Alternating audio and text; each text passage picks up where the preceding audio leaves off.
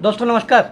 आपका प्रिय मित्र astrologer AR Dhirendra पुनः आपके सामने। आज हम बात करेंगे वृष राशि के जो जातक हैं उनके लिए शनि का जो गोचर है उनके दसम भाव से एकादश भाव की ओर हो चुका है। 29 मार्च की रात्रि 9 से 10 बजे के मध्यांतर में शनि का गोचर आपके एकादश भाव में हो चुका है। तो एकादश भाव में शनि के आ जाने से वृषभ राशि के जातकों का जीवन में आने वाला 2.5 साल शनि के इस प्रभाव से, अन्य ग्रहों के गोचर के प्रभाव से, हालांकि ना आपके ऊपर साढ़े साती है ना ही आपके ऊपर ढैया है, एक सामान्य फल कि शनि के आपके जीवन में क्या परिणाम आएंगे। दोस्तों ये आप समझ लीजिए कि जब भी दसम भाव से एकादश भाव में शनि का संचरण होता है वृषभ राशि के जातकों के लिए, तो ये आय वर्धक हो जाता है। दोस्तों आय में एक विशेष बढ़ोतरी करने के कारक हो जाते हैं। क्यों?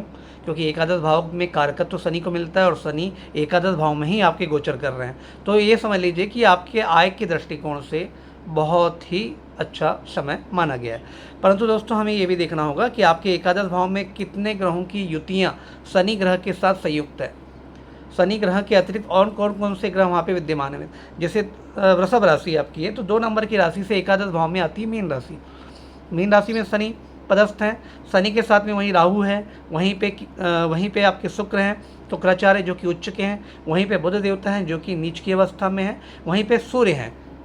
तो इस प्रकार से कुछ 5 ग्रहों का योग आपके एकादश भाव में बना हुआ है। तो ज्योतिष के नियम के आधार पर तो आपकी बल्ले बल्ले होने वाली है दोस्तों। क्यों बल्ले बल्ले होने वाली है? जब भी 5 ग्रहों का संयोग, इसमें पापी ग्रह भी हैं, शुभ ग्रह भी हैं, कोई उच्च के हैं, कोई नीच के हैं। हालांकि 11वें भाव में जितने भी नीच ग्रह हैं उनकी नीचता वैसी निरस्त हो जाती है ज्योतिष के नियमों के आधार पर। यदि हम देखें सूक्ष्म नियमों के आधार पर, एकादश भाव में कोई ग्रह नीच का भी होगा तो उच्च का ही फल देगा। तो जब एकादश भाव में कोई ग्रह नीच का हो गया वो भी उच्च का फल दे रहा है, और जो पहले से उच्च का बैठा है तो वो तो उच्च का फल देगा ही देगा, राज्य देगा ही देगा, धन देगा ही देगा, आय देगा ही, है ना। तो सोर्स ऑफ इनकम्स को मल्टीप्लाई करेंगे। जितने भी पाप ग्रह एकादश भाव में होते हैं उतना गुना आपकी income, source of income multiply होते चले जाती है। तो आपके लिए तो बहुत अच्छा समय हुआ ये। अब यहाँ से हम देखेंगे कि यहाँ पे युतियाँ क्या क्या बन रही हैं। जैसे हम यहाँ पे देखेंगे नकारात्मक युतियाँ क्या क्या है। सूर्य के साथ शनि की युति ये थोड़ी नकारात्मक है। आपको विल पावर और कॉन्फिडेंस की कमी महसूस होगी। पिता के साथ थोड़े से वैचारिक मतभेद की स्थिति इस युति के ट्रांजिशन पीरियड में महसूस हो सकती है, पूरे 2.5 साल नहीं। क्योंकि सूर्य तो अभी 1 महीने का जो ट्रांजिट रहता है 30 दिनों का, उसके बाद तो सूर्य अगली राशि में निकल चलेंगे। परंतु जो वर्तमान में भी शनि के साथ जो सूर्य का संयोग बना हुआ है, इसमें पिता के साथ मतभेद की स्थिति बन सकती है। आपको आंखों में तकलीफ आ सकती है, हार्ट संबंधी या बीपी ब्लड प्रेशर की शिकायत आपको, या पहले से अभी आपको शुगर, डायबिटीज या बीपी की शिकायत हो तो विशेष तौर पे आप अपने मेडिसिन संबंधी चीज़ों पे विशेष ध्यान दें। ये थोड़ा आपको तकलीफ दे सकता है। थोड़ा सा आत्मबल की और मनोबल की कमी महसूस आपको यहाँ पे हो सकती है। अगला दुर्योग यहाँ बना हुआ है, इसको दुर्योगी कहेंगे कि शनि राहु साथ में है तो पिशाच योग बनता है। ये मति भ्रम का योग पैदा करता है। मति भ्रम और शारीरिक कष्ट, शरीर में नए नए प्रकार के रोगों की उत्पत्ति करने का कारण बनता है। पर हर किसी जातक, हर किसी राशि के लिए ऐसा फल होगा हम ये नहीं कहेंगे। हर राशियों के लिए फल स्वभाव बदल जाते हैं। जैसे वृषभ राशि है तो वृषभ राशि के एकादश भाव में मीन राशि, वैसे भी शनि वहाँ पे सरेंडर है, राहु भी सरेंडर भाव में ही बैठे हैं। सरेंडर मतलब शांत भाव से बैठे हैं, बहुत ज़्यादा उद्विग्न उत्पाती अवस्था में नहीं। तो ये पिशाच योग का प्रभाव थोड़ा सा कम होगा, तो आपको बहुत ज़्यादा परेशान होने की इसमें भी आवश्यकता नहीं पड़ेगी। परंतु फिर भी आय संबंधी दृष्टिकोण में प्लस है। आय संबंधी चीज़ों में वृद्धि होगी, आय के सेक्टर में बढ़ोतरी का योग है। परंतु आपके डिसीजंस मेकिंग पावर खराब हो सकते हैं। मन में डिप्रेशन, व्याकुलता, बेचैनी, घबराहट, चिड़चिड़ापन, अशांति, व्यग्रता ये आपको महसूस हो सकती है। थोड़ा सा इस चीज़ में आप सावधान रहें। अगला योग बना हुआ है यहाँ पे सूर्य के साथ बुध का। ये तो बहुत शानदार योग है। जब भी बुध और सूर्य मिलते हैं, एक आत्मा और दूसरी बुद्धि। सूर्य हो गए आत्मा के प्रतीक और बुध हो गए बुद्धि के प्रतीक। जब बुद्धि और आत्मा आपस में मिलन करती है तो बुधादित्य नामक राजयोग की उत्पत्ति होती है। बुद्धि का आदित्य या आदित्य का बुध, बुधादित्य नामक राजयोग। ये राजयोग क्या देगा? आपकी बौद्धिक क्षमता को एकदम त्वरित, प्रेजेंस ऑफ माइंड से धनी, मेधावी, सही डिसीजन मेकिंग, सहज में भी यश, कीर्ति, पद, प्रतिष्ठा देने वाला रहेगा जब तक योग रहेगा। इस बीच में आपको आपके कार्यों के द्वारा सराहा जाएगा।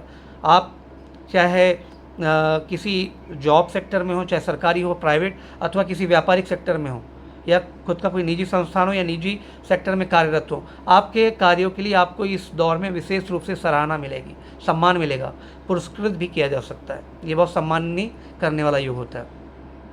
दूसरी बात, ये व्यक्ति को जग जाहिर लोकप्रिय भी बनाता है, लोकप्रियता का भी योग है। परंतु दोस्तों ये जो युति होती है शॉर्ट टर्म होती है, कि सूर्य के साथ जब बुध मिलते हैं शॉर्ट टर्म मिलते हैं 30 दिनों के लिए। हो सकता है कि इस बीच में ट्रांजिशन सूर्य का पहले चेंज हो रहा है, बुध का पहले चेंज हो रहा है, जहाँ पे भी हो, तो ये युतियाँ इस हिसाब से प्रभाव दिखाती हैं। अगला योग है दोस्तों यहाँ पे बुध के साथ राहु का। तो बुध के साथ राहु में जठर, इसको हम कहते हैं मंदबुद्धि भी कह सकते हैं, या क्रिमिनल माइंडेड भी कह सकते हैं, या फिर बौद्धिक हीनता की स्थिति को भी हम दर्शा सकते हैं। तीनों प्रकार के योग बनते हैं, हर किसी पर अलग अलग ढंग से प्रभाव लागू होंगे, क्योंकि जन्म कुंडली की ग्रह स्थितियाँ भी डिफाइन होती है ना दोस्तों। तो जन्म कुंडली में यदि बुध की स्थिति बहुत अच्छी है तो ये योग थोड़ा सा कमजोर हो जाएगा। यदि जन्म कुंडली में भी बुध की अवस्था 6, 8, 12 में हो, जन्म कुंडली में यदि वृषभ राशि के जातकों में बुध वैसे भी योग कारक प्लेनेट है, 5वें घर के स्वामी है, बुद्धि, विवेक, शिक्षा, संतान, सट्टा, लॉटरी, प्रेम, रोमांस, और दूसरी बात ये कि पिछले जन्मों के शुभ कर्मों का पुण्यफल, और अकस्मात शेयर निवेशों से या म्यूचुअल फंड से या सट्टा बाजार से आपको लाभ की प्राप्ति, या कोई ऐसा आप काम करते हैं सडन प्रॉफिट सडन लॉस की स्थिति वाले सेक्टर से जुड़ा हुआ है तो सडन प्रॉफिट वाला गेन, ये 5th हाउस से ही मिलता है। संतान का सुख, संतान की प्रगति, संतान का एजुकेशन, संतान की बौद्धिक क्षमताओं का भाव भी 5वां ही होता है वृषभ राशि के 5वें भाव में, जहाँ कन्या राशि है। तो कन्या राशि के मालिक बुध यदि जन्म कुंडली में आपके अच्छे, एक बार चेक कीजिए अपनी जन्म पत्रिका में कि आपके बुध कहीं 6, 8, 12 में तो नहीं है, या फिर किसी पाप ग्रह के साथ युति में तो नहीं है, या फिर कम अंश या अस्त तो नहीं है।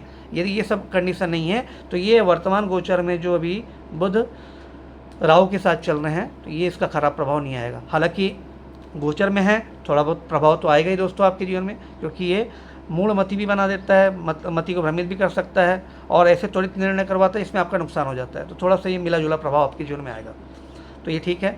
शुक्र उच्च की अवस्था दर्शा रहे हैं 11वें भाव में, और शुक्र सूर्य का एक राजयोग भी बनता है जिसमें आपको यश, कीर्ति, वैभव मिलता है। आप कर्म करते हैं 30%, यश कीर्ति मिलती है 70%, नाम सम्मान मिलता है 70%। आप कर्म करते हैं 50%, मान सम्मान पद प्रतिष्ठा मिलती है 100%। मतलब ये आपको कुछ समय के लिए यशस्वी बनाने का भी योग देता है, यशस्वी भी कर सकता है।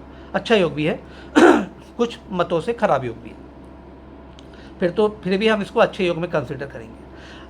अगली बात हम करें, आपके वर्तमान में वृषभ राशि के ऊपर लग्न में ही आपके गोचर चल रहे हैं। लग्न मतलब आपकी राशि के ऊपर ही वृषभ राशि पर गुरु का गोचर चल रहा है, और वर्तमान में गुरु का गोचर 22 डिग्री से गुजर रहा है दोस्तों। तो लगभग मध्य के पीरियड से आगे का इनका पीरियड निकल चुका है। मतलब ये अब मिथुन राशि की ओर उन्मुख है, परंतु अभी भी 8 डिग्री का समय है। मतलब ये मान के चल लें आप कि 3 महीने 4 महीने के अंदर में ही आपका मतलब गुरु महोदय का या गुरु महाराज जी का अगली राशि में प्रवेश होगा। तब तक लग्न के आधार पे जो गुरु हैं आपको काफ़ी सहूलियत करेंगे, काफ़ी सपोर्ट करेंगे, मान सम्मान, हेल्थ, स्वास्थ्य, पद प्रतिष्ठा के लिए अच्छा रहेगा, आर्थिक दृष्टिकोण से भी अच्छा रहेगा। परंतु हमको ये देखना होगा कि गुरु आपकी जन्म कुंडली में, आपकी जन्म पत्रिका में यदि बहुत खराब पाप प्रभाव की स्थिति में हो तो ये गुरु गोचर के बहुत अच्छे प्रभाव नहीं देंगे। वैसे भी आपकी जन्म पत्रिका में गुरु एकादश भाव के जो स्वामी हैं ही हैं, साथ में आपके अष्टम भाव के हैं। दुख, दारुणी, कष्टों, रोग, अकस्मात हानि, अकस्मात नुकसान, अकस्मात दुर्घटना, अकस्मात किसी रोग की उत्पत्ति या अकस्मात किसी भयावह स्थिति में पड़ जाने की स्थिति का भी भाव लेके बैठे हैं, क्योंकि वृषभ राशि कुंडली में अष्टम भाव में धनु राशि भी है और एकादश भाव में मीन राशि है। तो एक जो लग्न से छठा भाव होता है रोग का, तो छठे से छठा भाव एकादश भाव वो परम रोग कारक होता है। तो गुरु की राशि एक प्रकार से रोग भाव की भी हो गई, और अष्टम भाव दुख, दारुण, कष्ट, अकस्मात हानि, अकस्मात दुर्घटना, अकस्मात व्यय या अकस्मात किसी संभावना की भी राशि हो गई। तो दोनों राशियाँ वृषभ राशि के अंतर्गत अच्छे भाव में नहीं आती हैं। तो नॉर्मली देखा जाए तो गुरु का फल बहुत अच्छा नहीं आएगा, परंतु गुरु एक नैसर्गिक शुभ ग्रह है। जिस भी राशि में भ्रमण करते हैं, जिस भी लग्न में जाते हैं, जिस भी राशि में भ्रमण करते हैं, उसका पूर्ण रूपेण कभी बुरा नहीं करते, कहीं ना कहीं भला ही करते हैं। अपने गोचर काल में बहुत अच्छा नहीं देंगे, लेकिन उससे बहुत कुछ छीनते भी नहीं हैं। तो इस चीज़ से उतना भी हमको चिंता करने की आवश्यकता नहीं। वर्तमान में आज की डेट में आपके द्वितीय भाव में चंद्रमा का गोचर है। आपकी वाणी मधुर रहेगी, मिठास वाणी में मिठास रहेगी। धन, कुटुंब, परिवार, पैसे रुपयों के लिए बहुत अच्छा रहेगा। कीमती जवाहरात, आभूषणों के लिए अच्छा रहेगा। आपके कुटुंब में मधुरता की स्थिति काफ़ी अच्छी दिखाई देती है। परंतु यदि शनि के दृष्टिकोण में यदि आपका लग न जाता है तो कहीं ना कहीं आपकी मानसिक अशांति आपके कुटुंबियों के साथ आपके संबंधों को खराब करने में मजबूर कर सकती है, या आपकी वाणी में रुष्टता दे सकती है, या आपकी प्रगति में कहीं ना कहीं रुकावट का कारण बन सकती है। तो शनि की तृतीय दृष्टि आपके लगन पे है। अगला गोचर हम देख लें तो मंगल वर्तमान में आज की डेट में जैसे हम देखें कि नीच राशि के आपके 3rd हाउस में चल रहे हैं, और मंगल का यहाँ स्थान है 7म भाव का, 7म भाव और दूसरा द्वादश भाव। तो ये परम अशुभ भाव के स्वामी हो गए, क्योंकि वृषभ लग्नी कुंडली में जब लग्नाधिपति या राशि अधिपति स्वयं शुक्राचार्य हो जाते हैं तो उनके जो परम विरोधी प्लेनेट है मंगल हो गए, इनको बहुत अच्छा स्थान कुंडली में वो ऐसे भी नहीं देते हैं। तो इसलिए का नैसर्गिक तौर पे वृषभ राशि कुंडली में सप्तमेश और द्वादशेश आपके मंगल महाराज हो जाते हैं। तो मंगल महाराज आपकी कुंडली में बहुत बली होना अच्छी बात नहीं है, वो कमजोरी रहें तो आपके लिए अच्छा है, मैं तो ये मानता हूँ, मेरा दृष्टिकोण। दूसरी बात, मंगल आपके लग्न से तृतीय और राशि से तृतीय भाव में गोचर कर रहे हैं। लग्न से नहीं कहूँगा, राशि से तृतीय भाव आपके गोचर कर रहे हैं, वहाँ पे कर्क राशि जहाँ पे वो नीच की अवस्था में। तो 3rd हाउस में नीच की अवस्था में बैठ जाने से भाई बहनों संबंधों में मनमुटाव, भाई बहनों के स्वास्थ्य में हानि, उनकी प्रॉपर्टी में भी हानि को दर्शाता है। आपके कम्युनिकेशन स्किल्स को बढ़ने के बजाय घटाने की कोशिश करेगा। पत्रकारिता, न्यूज़, मीडिया सेक्टर में जो जातक कार्यरत हैं उनके कार्यों में भी रुकावटों की स्थिति नजर आती है। तो ये बहुत अच्छा योग नहीं होता है। और ये भी देखा जाए कि अब यहाँ पे चंद्रमा का 3rd हाउस में वैसे भी नीच भंग हो जाता है, क्योंकि ज्योतिष के कुछ नियमों के आधार पर 3रे भाव, 6ठे भाव, एकादश भाव, इन भावों में यदि कोई भी ग्रह वैसे भी जाके बैठे तो उनकी नीचता निरस्त मानी जाती है। तो तृतीय भाव में चूंकि नीच के मंगल है तो ज्योतिष के कुछ नियमों के आधार पर नीचता निरस्त हो रही है, नीच भंग राजयोग यहाँ बनता है। तो ये राजयोग भी आपको बहुत अच्छा फल नहीं दे पाएगा। हाँ, ये है कि व्यापार व्यवसाय में आपको थोड़ा उन्नति का माहौल दे सकता है, पदोन्नति आपको व्यापार व्यवसाय में दे सकता है। पार्टनरशिप, साझेदारी, दाम्पत्य जीवन में थोड़ा सा मधुरता लाने का प्रयास कर सकता है, वो भी नीच भंग होने के पश्चात, उसके पहले नहीं। कालपुरुष की कुंडली के आधार पे तो मंगल का मैंने बता ही दिया। अब अगली बात करें, आपके वृषभ राशि में गोचर कुंडली के आधार पे 5म भाव में केतु की स्थिति चल रही है। केतु यहाँ पे उच्च राशि की अवस्था में, कन्या राशि में केतु उच्च के हो जाते हैं दोस्तों। जैसे मिथुन राशि में राहु उच्च के हैं, वैसे कन्या राशि में केतु उच्च के हो जाते हैं। तो 5म भाव में जब भी केतु आता है तो मति को भ्रमित करने का कार्य करता है, आपकी बुद्धि को भटकाता है, संतान का शिक्षा के क्षेत्र से ध्यान भटकाने का प्रयास करता है, संतान का भी, आपके विवेक संबंधी जितने भी निर्णय होते हैं उनको भी डिस्टर्ब करने का पूर्ण प्रयास करता है। आपकी योजनाएं जो आपने बनाई हुई है उन योजनाओं को का क्रियान्वयन मतलब अच्छे ढंग से बिल्कुल नहीं होने देना चाहता है। हाँ, ये बहुत अच्छी बात है कि सडन प्रॉफिट आपको जरूर दे सकता है। कोई कार्य ऐसे हैं आप, जैसे कि मैंने आपको पिछले समय बताया कि यदि आप किसी ऐसे कार्य में हो जहाँ पे सडन प्रॉफिट सडन लॉस होता है, चाहे वो सट्टा, निवेश या लॉटरी या किसी प्रकार के कैसीनो या किसी प्रकार के ऐसे कार्य से जुड़े हुए हैं, तो ये आपको अकस्मात लाभ जरूर दे सकता है। हालांकि आपकी 5म भाव में शनि, राहु, शुक्र, बुध, शनि, राहु, शुक्र, बुध, साथ में सूर्य, इन 5 ग्रहों की दृष्टि भी आ रही है 5म भाव में। तो मिला जुला प्रभाव आपके 5म भाव में आता है। तो संतान भाव जो आपका 5वां घर है, तो संतान भाव के अतिरिक्त प्रॉफिट का भी हाउस है, पिछले जन्मों के अच्छे कर्मों के पुण्य फल की प्राप्ति का भी हाउस है, या पाप फलों की प्राप्ति का भी हाउस है, निवेशों का भी हाउस है। तो इन सारे प्रभावों को ये मिक्स 7 ग्रह मिलकर के प्रभाव देंगे, 6 ग्रह। तो कहीं ना कहीं प्रभाव पॉजिटिव भी आ सकते हैं, कहीं जगह नेगेटिव भी आ सकते हैं। अब हम बात करते हैं शनि की दृष्टि की। शनि की दृष्टि आपकी दोस्तों लगन में आ रही है, 5म भाव में आ रही है। 5म भाव में वापस पुनः शनि की दृष्टि आ जाने से, राहु की दृष्टि आ जाने से वही संतान पक्ष आपका डिस्टर्ब होगा, आपका विवेक पक्ष डिस्टर्ब होगा। शनि की 10वीं दृष्टि आपकी आ रही है 8म भाव में। 8म भाव में जब भी दृष्टि आती है शनि की, तो ये अकस्मात किसी प्रकार की समस्याओं को जरूर जन्म दे सकते हैं, परंतु आयु की हानि नहीं करते। तो अकस्मात आने वाली समस्याओं से सावधान रहें। हालांकि आपके जमीन संबंधी प्रॉपर्टी, पैसे, रुपये या ऑकल्ट साइंस या आध्यात्मिक ज्ञान या आपकी रहस्यमय रिसर्च साइंस के प्रति झुकाव की स्थिति को दर्शाते हैं। मतलब इस क्षेत्र में आपकी प्रगति अवश्य हो सकती है और आयु में वृद्धि हो सकती है, परंतु अकस्मात किसी प्रकार की संभावनाएं, चाहे वो पॉजिटिव हो या नेगेटिव, ये आपके जीवन में घटित हो सकता है। तो ये था संक्षिप्त रूप में वृषभ राशि के जातकों का राशिफल और शनि का गोचर, जो कि 29 मार्च से आने वाली 2027 तक रहेगा। ये आपके जीवन में कैसा प्रभावित आपके जीवन को करेगा।